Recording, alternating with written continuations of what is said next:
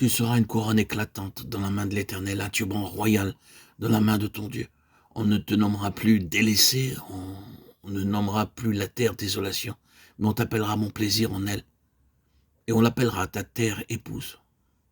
Car l'Éternel met son plaisir en toi, et ta terre aura un époux. Comme un jeune homme s'unit à une vierge, ainsi tes fils s'uniront à toi. Et comme la fiancée fait la joie de son fiancé, ainsi tu feras la joie de ton Dieu. Ésaïe 62, 3, 5.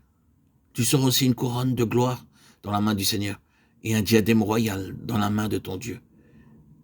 Ésaïe 62, 3. Quelle merveilleuse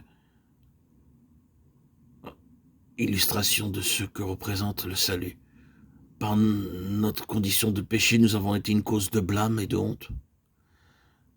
Que de gens ont pu dire à notre sujet, regarde cette chrétienne, elle se dit être une chrétienne, considère donc sa conduite, son comportement, sa vie. En mentant et en faisant des choses honteuses, nous attirons ainsi un reproche à son nom. Cependant Dieu nous dit, tu seras une couronne de gloire entre les mains du Seigneur. Bien que nous lui fassions si souvent de la peine, nous pouvons être pardonnés et purifiés par son précieux sang. Malgré nos très nombreux péchés, il est prêt à nous pardonner. Matthieu 18, 32. Le Seigneur nous demande de pardonner 490 fois, et si Dieu s'attend à ce que nous pardonnions autant de fois, à plus forte raison, nous pardonnera-t-il quand nous venons à lui pour lui dire combien nous avons péché en pensée, en parole et en acte. Son sang précieux et puissant pour nous laver complètement de toute souillure, pour nous transformer et faire de nous une couronne de gloire. On peut voir la gloire de Dieu à travers nous. Nous serons tellement transformés que les anges s'étonneront de notre beauté et de notre gloire.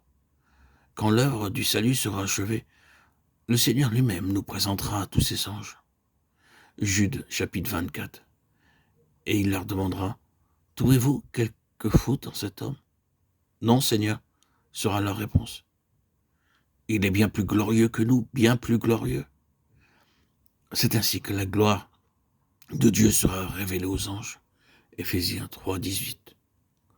Cette sagesse infinie, variée de Dieu ne sera pas révélée par les anges, mais par nous. On peut faire beaucoup d'objets avec un morceau d'ivoire, mais l'ouvrage ne peut être exécuté que par ceux qui connaissent la valeur de l'ivoire. Les articles ne peuvent pas être façonnés par des professeurs, des maçons, mais uniquement par des artisans qui travaillent l'ivoire.